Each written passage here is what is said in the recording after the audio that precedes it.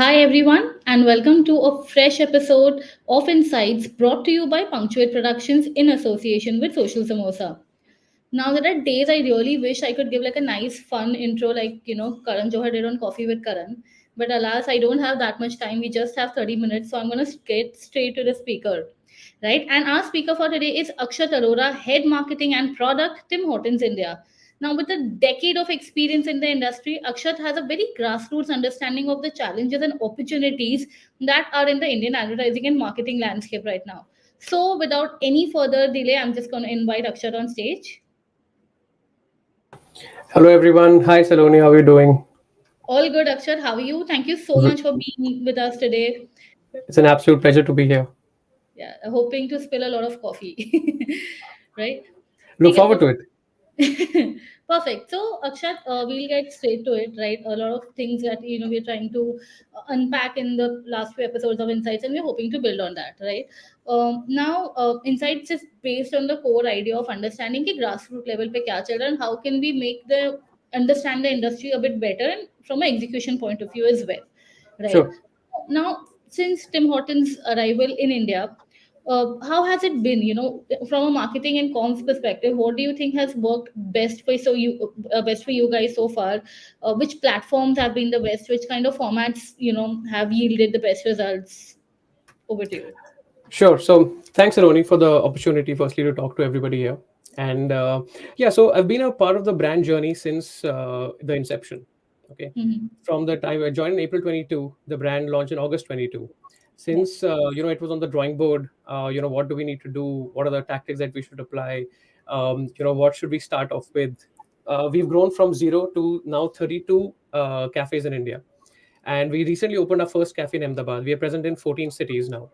And we are in the process of launching our 33rd cafe very, very soon. That's going to happen in Navi Mumbai very soon. Now, we've received immense love from people. We've seen long queues outside the stores for months in Delhi NCR, in Mumbai, in Bangalore, Hyderabad. People have loved our products. They've given very, very positive feedback on our food offerings. Though they've loved our signature donuts and timbits, our cheese melt sandwiches, the French vanillas of the world, the ice caps, etc. So we've got a lot of love from people on social media, on our feedback channels, etc. Yeah. Now, why all of this happens on the floor, I would like to give you a bit of background of what happened in the past, right? Yeah. Before we launched the brand and what worked for us. So we did three types of key researches. One was Mm-hmm. on how should the brand be positioned. Number one, who are the kind of people who go to cafes, and what are the key motivators for people to go to cafes. Second is, what is the kind of coffee that we should serve, what are the kind of roasts that we should serve. And third is on how should a food model be positioned. Now, from the first one, which is the positioning of the brand, what came out is that there was a gap in the market, so we wanted to fill the gap of being a premium coffee chain, which also worked at the speed of a QSR. So speed of service was important for us, executing right was important for us. Secondly, as a brand, I think we are a very warm and welcoming and a very, very inclusive brand, you know, as compared to our competition brands. And that's the niche that we have created for ourselves. So I think that has worked, and we welcome with love and warmth everybody who walks in through that door, right? Want to create a brand where people feel at home, where people feel, they're not going to be judged, there are no inhibitions in the mind of the customer who walks in, right? So that's the kind of positioning route that we took. Second research was around coffee. What is the kind of coffee we should serve? What roast we should serve? Now there are two distinct roasts that came out, right? One was people preferred a bold and a strong coffee experience, or the Indian palate also preferred a mild and a sweeter coffee experience. So while our signature roast is the signature dark roast, we also serve a less intense medium roast in our stores, right? To be more palatable to the Indian palate. Third was on food. Now, if you look at a food menu, almost the entire food menu is freshly prepared and made to order, customizable, apart from what you see in the food showcase unit, which is the baked goods and the desserts and the donuts and timbit options. Now, after all of this was done, the approach that we took, Instagram was the platform of choice for us. Okay, because our core TG, the Gen Zs, the millennials, were very active on Insta as a platform. So we took a digital led approach, And also, we were launching, we were at a small scale. It did not make sense to invest a lot in, crores and getting celebrities to the stores, etc., right? And doing a lot of ATL, painting the town red, etc. So digital made a lot of sense that time. We did events in Delhi, events in Mumbai with stand-up comics, with the most recognized stand-up comics in the city and in the country. That's how we launched. Mumbai, Delhi was with the who's who of Delhi. So wherever we have gone in terms of new cities or new stores, we've done these interesting influencer collaborations and activations at our store and made these people experience what the Tim Hortons love and warmth is all about. Then all of that via social media, via PR, and then I think we've created a FOMO in the mind of the customer that, I'm missing out on something if I don't go to Tim Hortons and experience what the brand is all about, right? True. So that's what we've done with new city launches. We also do a lot of influencer gifting on occasions like Rakhi. Now we've Mm-hmm. recently launched merchandise, Rakhi, Diwali, for example. Now we also have donuts and timbits in our portfolio. There's a lot of customization that can happen with donuts and timbits. For example, we recently had our Rakhi donuts with inspired Rakhi inspired designs for the last 10 days, which we recently concluded. Now, influencer gifting also creates an opportunity for us to market our donuts and timbits as products to people, right? To their relevant fan base. And also, what we stand as a brand in terms of our entire product offering, including merchandise now. The next focus is also on building a very, very robust product innovation pipeline. We want to give something new to customers every 6 to 8 weeks so that they can keep coming back. So it's like a reason to the customer to try something new at Tim Hortons, right? Both on the food and the beverages side. In the Yeah. cafe space, a lot of innovation happens on the beverages side, right? We're also trying to do a bit of food along with beverages, right? Then apart from that, delivery on aggregators like Swiggy and Zomato Mm-hmm. is again one of our core focus areas. We want to give the same cafe experience that you experience at a Tim Hortons cafe, that you can do it at your home or at your office or wherever you want to order from, right? So, and also it's a key revenue generator for us. So focus on delivery, and we have seen that the business has grown from month on month. We were at a scale of about, when we started off from Green Park, that was the first store we took live on delivery. Now we have 25 odd outlets which are live on delivery, right? So the scale is growing on a monthly basis. We also indulge in a lot of local store marketing efforts in terms of building and engaging with communities on ground, poetry reading, book reading events, stand-up comic events, coffee masterclasses, etc. All of this to give an experience of what Tim Hortons is. And we also have done a lot of events where people have themselves held a donut or a timbit in their hand and dipped it and customized it the way they wanted, Mm-hmm. right? So, and obviously, all of this, whatever marketing you do, if the experience at the store that the Mm-hmm. customer gets is not up to the mark, then all of this effort goes in vain, right? There's a lot of effort, a lot of focus that goes in on getting the products right, the beverages at the right temperature, the food absolutely right. So a lot of focus on customer experience, feedbacks. We myself have, with the leadership team, we've stood on the floor, spoken to customers, got feedback, have been behind the counter, made coffees for people, during rush times. And I think been a very, very rewarding journey. And I believe there is no one single tactic that's going to work, in a cafe experience, or, to deliver the experience that you want to. All of this, when it comes together, magic happens only then. Very well put, Akshat. Just like a small follow up to it. So, I see a lot of product innovation and I saw a lot of experiential elements to it. And, I myself have been a regular at Tim Hortons. And there are these certain elements that even as a consumer, I can notice have been working really well for you. Right? Just as a follow up, where do you think does digital marketing stand in the whole mix for you? As I mentioned, Saloni, digital is one of our key Yeah. platforms of communication, right? I mean, key media. So social media and Instagram Hmm. are the two platforms that we focus on, right? And we also do a little bit of Facebook marketing, but since Hmm. our TG, I think, is more on Insta as a platform, we Yeah. focus immensely on Instagram, on influencer collaborations, etc., on Hmm. influencer gifting to get the product out to people, and Hmm. maximizing reach and impressions when we're launching a new store. So I think the KPIs would probably differ Yeah. from from what I want to achieve as a brand. So for Hmm. example, when I'm launching a new store or in a new city, my Mm-hmm. objective is going to primarily be reaching out to the maximum number of people. So reach and impressions, right? Yeah. So that's what I deliver. When I want to drive traffic from online to offline, Mm-hmm. I'm going to focus on reach, impressions, and conversions, Yeah. right? When I'm doing a brand campaign, I'm probably going to focus more on engagement and follower growth, right?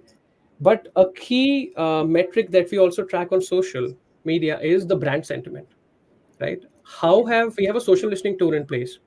Mm-hmm. How have the conversations on the brand moved? How many positives are we getting? How many negatives are we getting? And I strongly believe that every negative conversation or any negative feedback that you get is an opportunity for the brand to improve. That's the customer actually telling you what is wrong in the brand experience or what's wrong in the product that we can fix. You won't believe we've actually Mm-hmm. taken customer feedback when we launched. People wanted a cold coffee, for example, which had no sugar. We have an option which for cold coffee now, which has no sugar in it, right? People found the iced caps to be very sweet. People found the French vanillas to be very sweet. We tweaked the sweetness. We introduced a frozen French vanilla with espresso, French vanilla with espresso to balance the sweetness and with the coffee shot and extra coffee shot. So we've actually taken feedback from customers and Mm-hmm. listened to people on social media and actually tweaked our products to make it more acceptable to the Indian palate. So a lot of this, and so as I said, brand sentiment, right, is critical for us to track. So I think social media will obviously play a key role in all of this. And Mm-hmm. majority of the conversations that we get are on social media through DMs, Yeah. people talking about the experiences, posting about what they loved, what they did not like, etc. So it's up to us to act as a brand to take that in our stride in case it's a bad experience and to win the customer back. We ensure that the customer is asked for a phone number or a point of contact. We reach out to them. The store teams give a call. Some calls I'm myself involved in, and yeah, we try to win the customer back and get them to the store again. So social Makes media, I sense. think, plays a very, very important role for us. And I'm very glad you mentioned how the KPIs for social are very different, Akshat. And especially, I think in the last 1 year, where we've seen the algorithm change so dramatically.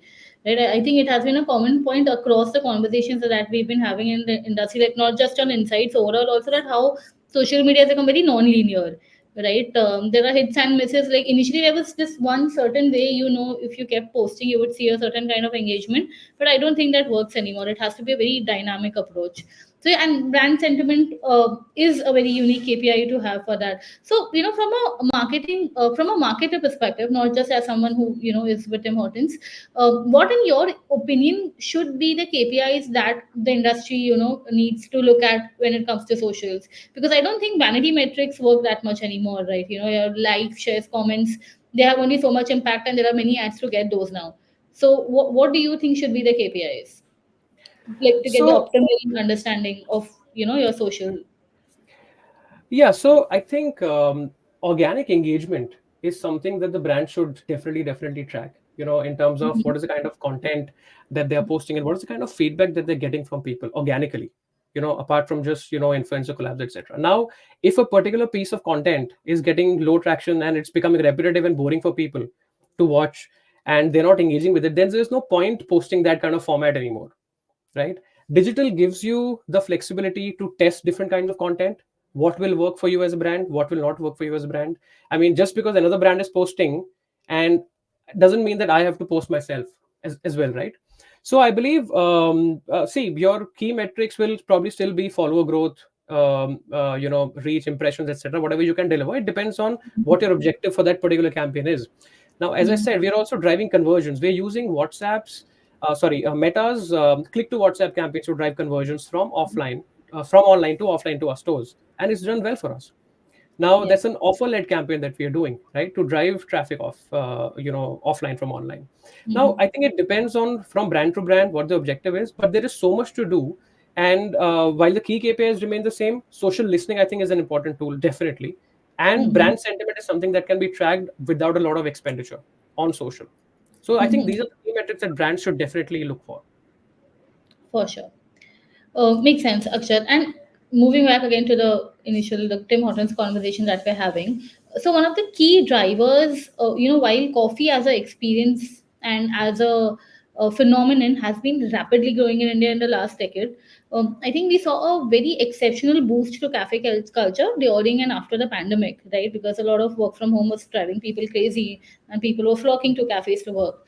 Now, on a executional level, we've seen a lot of offices go back to functioning the way they were doing it pre-pandemic, right? So, do you think that is somewhere going to impact cafe footfalls or the entire role that cafe has been playing in this ecosystem? So let me give you some numbers, okay? Yeah. So the Indian organized cafe market is about Mhm. 10,000 crores, okay? Yeah. Out of which cafe chains contribute about 40 odd percent. Now this is a report from AT Kearney, okay? Mm-hmm.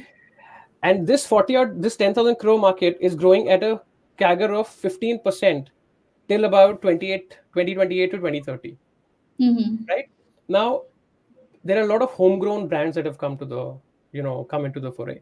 Yeah. International brands like us in the last couple of years, right? There are more brands I know of who are wanting to set up operations in India.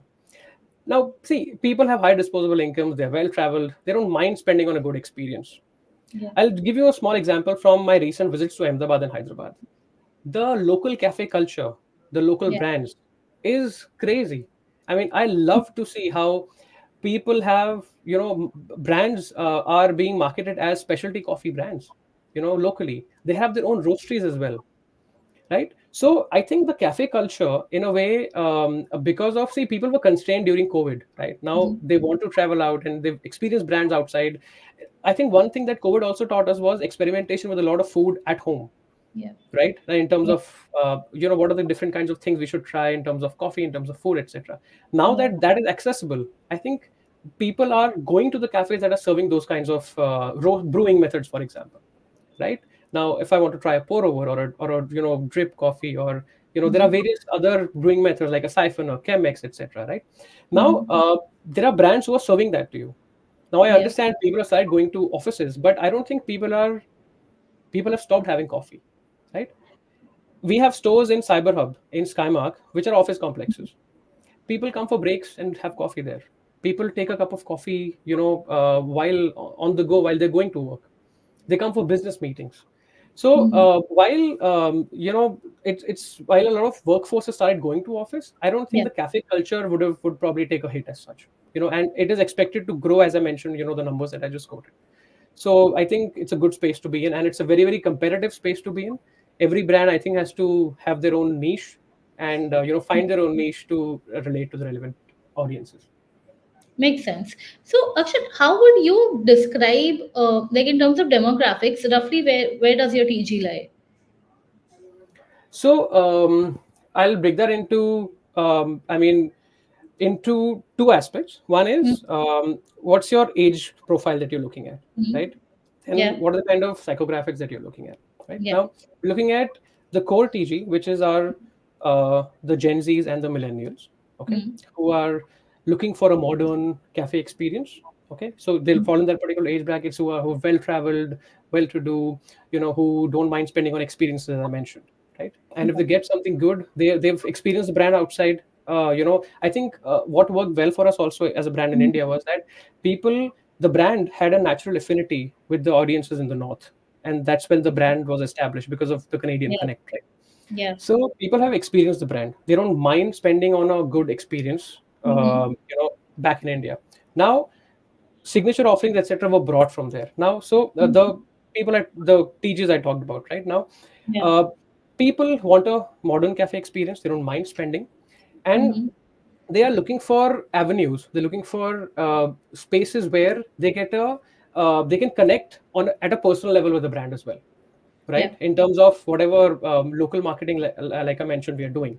So they get to experience all of that in a cafe environment where they could express themselves, they can just be themselves, and without any inhibitions, etc., like I mentioned earlier. So those are kind of people that we are targeting. This could be office goers, this could be college goers, these could be people who are on the who are traveling, etc. So it could be a mix of all of these. Makes sense. So, and again, just to build on this, the major reason that I was happening is, and I'm glad you mentioned the Northern Connect, right? Because at some point, I think a lot of expats and a lot of people have had the Canadian Connect and even the Middle East Connect, right? In fact, that's how my also journey with Tim Hortons started when I first started out in Dubai, like quite a few years ago, and then when it came to India. So, how do you think the Indian consumers are a tad bit different from their global counterparts in So, terms of behavior and approach in general? see, every country that you go to will have a different set of people, right? Yeah. Even the experiences that a brand delivers to a set to, for Mhm. example, a Tim Hortons that delivers in Canada is very Yeah. different from what a Tim Hortons delivers in Dubai versus India versus China, for example, Yeah. right? Yeah. In It's a very mass market brand in Canada, very accessible, right? But the way we position the brand in India is it's a very it's a premium cafe chain. The food options that you have in India are tweaked to Mhm. the Indian palate. It's a mix of international offerings. It's a fusion of international offerings with an Indian twist. For example, I have a chicken tikka croissant on my menu. I have a paneer tikka Mhm. croissant on my menu, right? I Mhm. also have the global signature products. I have a range of cheese melts, but Mhm. some of them are served outside. A lot of them are tweaked to the Indian palate as well, like a spicy chicken melt, a spicy paneer melt, right? Yeah. So I believe localizations and globalizations of brands are extremely Mhm. important. You know, Yeah. to connect to the local TG. If you keep serving what is served outside, you're probably not Mhm. going to succeed, right? So I think it depends on what the lineage of the brand is and how they can bring that international culture and appeal and match it to the Indian audiences and and make it as per the Indian palate, etc., to connect locally with the audiences. So customer profile, while might differ a bit, but the core of the brand will remain the same, Makes and sense. we're just making it going to newer places on delivery, etc. So I mean, we're just making it accessible for more and more people to experience the brand. Makes sense. And going forward, what does your marketing blueprint look like? With festive coming up, lots of exciting touch points coming up. Yeah, thanks, Aruni. Thanks for asking that. So I also had the product innovation and the category piece for Tim Hortons. Right now, um, festive season, and as I mentioned, product innovation is something that is a key focus for the brand. More on Mhm. beverages. So India has a very tropical kind of a climate, right? So a lot of Yeah. innovation in India happens on the cold beverage side. Yeah. Because its majority the temperatures are hotter as compared Yeah. to the winters, etc. And also winters are mostly in north of India, right? Yeah. So True. we're looking at building a product pipeline. Mm-hmm. Now, we just exited a Rakhi. As I was mentioning, we had a range of Rakhi donuts, which Rakhi inspired designs. We Yeah. moved away from that. We're launching something very cool in September, which we Okay. strongly believe in. I'm sorry, I won't be able to share more details on that yet, but it's on the cold beverage side. Okay. Okay. That's something we are confident, and I hope all our viewers and who are watching this definitely come to Tim Hortons to try that particular platform. Uh, Diwali is a mix of beverages and some food options, which are very Indianized, right? So we'll Mm-hmm. have some tweaks on donuts. We'll have some very festive Yeah. Indian-centric flavors and beverages that we launch for Diwali, right? Yeah. From Diwali, we then move to Christmas and Mm. winters, right? Yeah. So these are typically for a period of 4 to 8 weeks. So again, Yeah. there'll be a mix of beverages and food that we can do for winter, Christmassy, etc. So the Yeah. entire look and feel of the store, whatever you see on the menu, will be themed for Diwali, for Christmas separately, right? Then we enter Valentine's. I don't know if a lot of people know, but we were the first brand in India to have an Mm-hmm. official collaboration with Lotus as a brand, which is on last Valentine's Day, right? A Yeah. lot of people have Lotus Biscoff products on their, in their portfolio, but not an official collaboration. We did that on last Valentine's.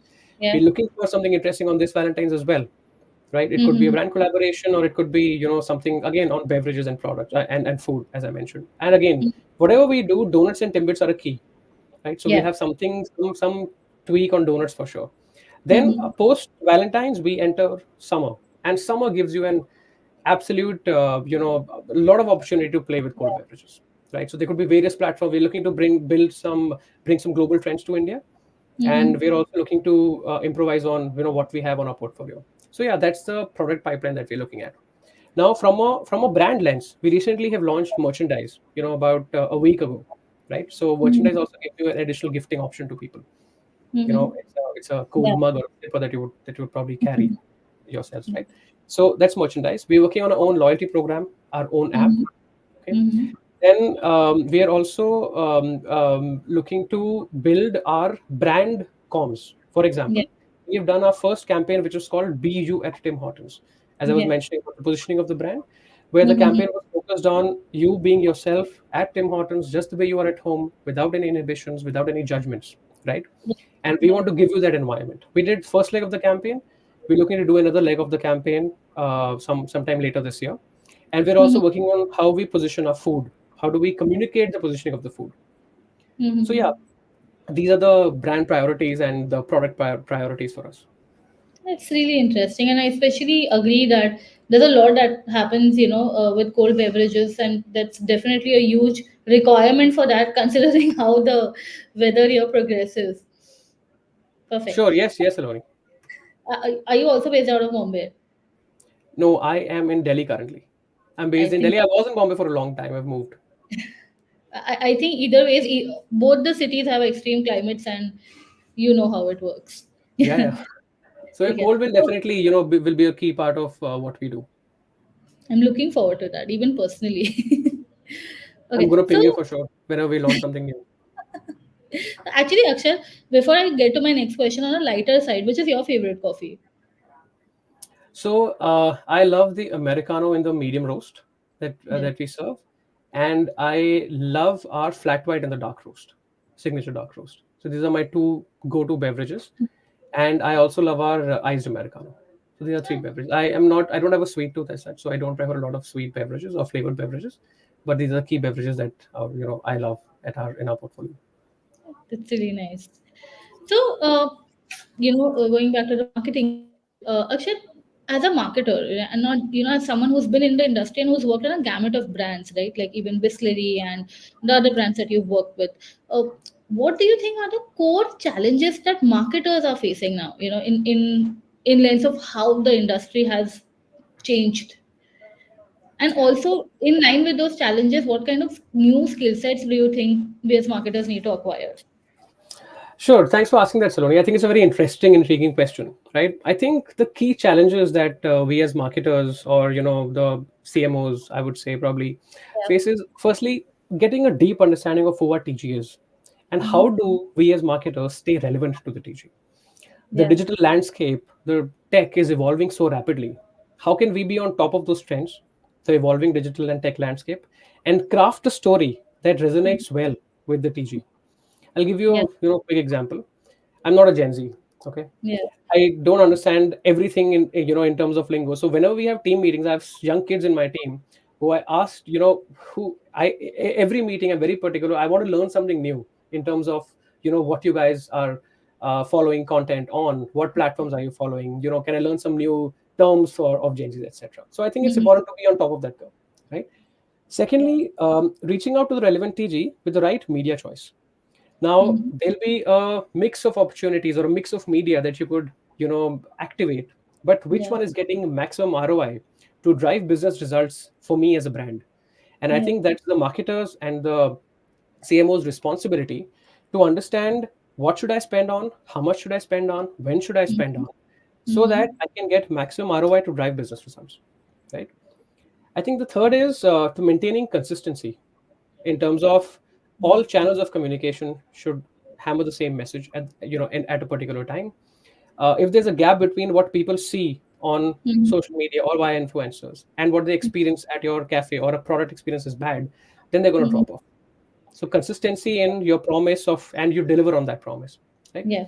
Yeah. Fourth is to maintain a very, very positive brand sentiment and having an efficient customer grievance redressal mechanism, right? Mhm. People rant on social when they have a bad experience, right? Yeah. They tend to write much more about negative experiences than positive. What can I do about that? Can I, as a brand, learn from it, or should I just let it be? If I learn from it, if I engage back with the customer, he or she is going to remember you for a long time, that you Yeah. did something for them, right? And I think one more important key thing is data driven decision making and kind of personalization, right? What has worked for me in the past as a brand? How can I Yeah. make it better? What kind of campaigns have worked? What are the kind of offers that have worked, for example, right? Now, Mhm. in our space, we work with aggregators, right? Like the Mhm. Swiggy. There's so much of data, customer segmentation, behavior. There's so much opportunity to do targeted campaigns to that particular customer Yeah. via they're setting. Obviously, data is not shared with us directly, but Yeah. through mass data, I can run campaigns through Meta to get the customer back to Mhm. shop on those delivery platforms. Yeah. And I think another thing is loyalty programs for brands. Help know the customer better, Mm-hmm. deliver what is best for me based on my purchase history as a customer. There are recommendation engines. There are unique messaging options that you could develop as a brand. So I think these are 4 5 key things that marketers probably should keep in mind. Very well put, Akshat. And just to cap our conversation, my next question is actually what is the one major trend that you see dominating 2025? Right. For instance, this year it was somewhat AI. Last year we saw CGI. We've seen shit posting as a content trend rise on social media. So, what do you think? Do you foresee for the next year? Can I talk about two or three? Yeah, by all means, we need them. Yeah, so I think see, whatever you do in terms of tech, etc., at the end of the day, customer is at the heart of everything, Yeah, yeah, right? So I think social listening will play a key role. yeah, Leveraging that to build better and transparent communication with the customer will play a key role, and yeah. also immersive brand experiences will play a key role. Okay. To connect better with the customer. Second is, I think a lot of focus will also be on customer retention, right? You, Mhm. as a brand, you can't Yeah, just be focusing on new customer acquisition alone, right? At the end of the day, you need to have your loyalty programs in place. You need to have some tools in place to bring the customer back. Otherwise, you're going yeah, to hit a saturation point, right? yeah. I think third critical is very, very responsible marketing Mm-hmm. and marketing of healthier food options. We've recently had the Supreme Court verdict, right, Yeah, on how misleading advertising has to be curbed, and all content is that is going out is has to be uploaded on a certain portal for and etc. So the responsibility is on the brand custodian to ensure that whatever content goes on is responsible. A lot yeah. of social media noise about being X amount of this particular product or a brand carrying X amount of sugar, etc. So Mm-hmm. people are moving to a healthier lifestyle, right? A lot of healthier food options and marketing like that, I think, is going to be probably a trending that you'll see. Automation and personalization, I already covered. Yeah. So tailor-made product recommendations to customers, hyper-personalized to reach out to the customer at their preferred time, the platform of choice, in their preferred language, etc. All that's going to Mm-hmm. carry on. And I believe people are also going to probably look at sustainability as a core value, Yeah. in terms of eco-friendly practices that are followed by brands, which are not Mhm. only for social media but actually being practiced and executed on the ground. So I think it's probably going to be a mix of all of this. That's what I understand. That's a very, very nice place to end. And I'm really glad you spoke about sustainability, considering how it is a need of the hour. So, yeah, I think, Akshat, we've gotten a lot of insights. There's a lot that has been unpacked over here today, and that can be emulated by the industry. I'm very glad, you could be with us today. I think we've already exceeded the time. So, thank you so much, Akshat. I think this was one of the more interesting conversations that we've had on Insights. Right, a lot of things that have helped us understand the execution level of product differentiation and branding experiences. Thank you, Saroni. It was a pleasure to be here. And I look forward to many more such interactions with you in the future as well. Same And I here, hope same. the viewers got a bit of insights about how Tim Hortons is, and what are we looking for forward as a brand in terms of product innovation, etc. For And sure, the for sure. right experience of the people. Yeah, we have been seeing a few good views and all coming in, and also for our viewers here, for any questions that you have that we might have not been able to take right now, please feel free to drop those in the comments on LinkedIn or YouTube, and we can always take them to Akshat and he can revert to them and we can share it with you. Right? Absolutely happy to do that, Saroni. Perfect, perfect. Thank you so much, Akshat. Thank you so much, everyone, for watching and being with us. You can see a summary of the article on socialsamosa.com in the next day or so. And yeah, let's keep meeting. So see you guys next Wednesday. Thank you, everyone, Yep. for your time. Thanks a lot. Bye. Bye bye.